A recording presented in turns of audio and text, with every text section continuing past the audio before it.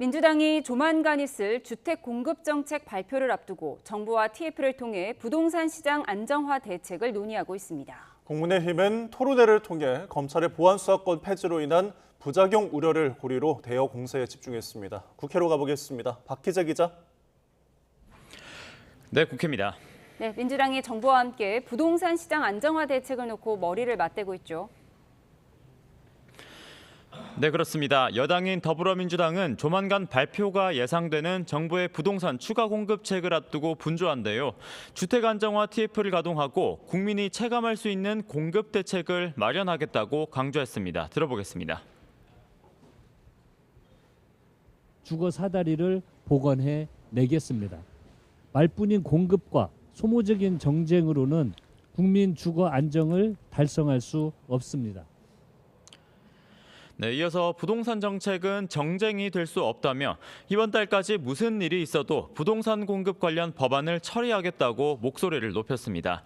이런 가운데 민주당에서는 새 지도부를 뽑는 전당대회가 닷새 앞으로 다가왔는데요. 앞으로 일정을 정리해보면 한창 투표가 이루어지는 호남 지역 순회 경선은 15일에, 오늘 시작한 서울 경기는 16일에 결과가 나오고 이후 새 지도부는 17일에 결정됩니다. 1.48%포인트 차 초박빙 구도 속에 김민석, 정청래 후보가 닷새 동안 특히 치열한 경쟁을 펼칠 것으로 보이는데요. 여기에 송영길 후보까지 당권 주자들은 오후 2시부터 마지막 TV 토론에서 치열한 TV 토론을 벌였습니다. 네, 국민의힘에선 토론회를 통해 보안 수사권 폐지로 생길 부작용을 부각하면서 대여 공세에 나섰죠. 네, 그렇습니다. 검찰의 보안 수사권 폐지를 골자로 한 개정 형사소송법으로 특히 여성 안전에 공백이 생길 수 있다는 점을 강조하고 있습니다. 조금 전 당 중앙여성위원회 차원에서 개최한 토론회에서 장동혁 대표는 장윤기부터 부산 돌려차기 사건 등 사례를 짚으면서 그 심각성을 부각했는데요. 특히 이재명 대통령을 정조준하며 다시 한번 국민 주권 정부가 아닌 무시, 포기 정부라고 날을 세웠습니다. 마찬가지로 들어보겠습니다. 역사의 큰 죄인으로 남는 게 두려웠는지 형사소송법을 읽어보지도 않았다고 발언했습니다. 국민 주권 정부라더니 국민 무시 정부, 국민 포기 정부가 됐습니다. 비슷한 시간 국민의힘은 그제에 이어 2차 조강특위를 열고 기존 사고 당협으로 거론된 30여 곳 외에 공모지역을 확대하는 방안을 논의했습니다.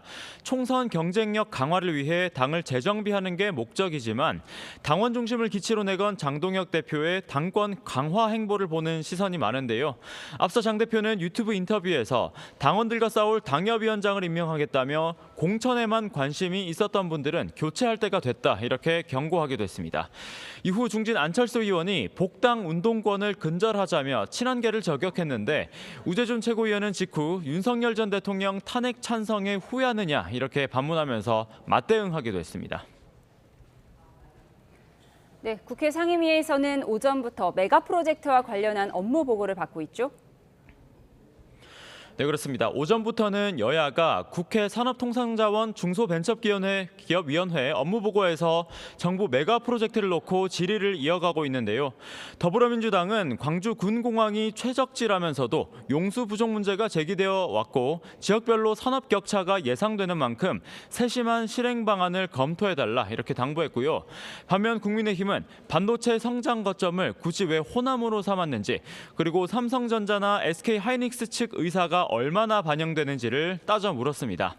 여야는 산자위뿐만 아니라 기후 환노위 업무보고에서도 메가 프로젝트와 관련한 주 52시간제 예외 적용 등으로 정부 입장을 추궁하고 있는데요.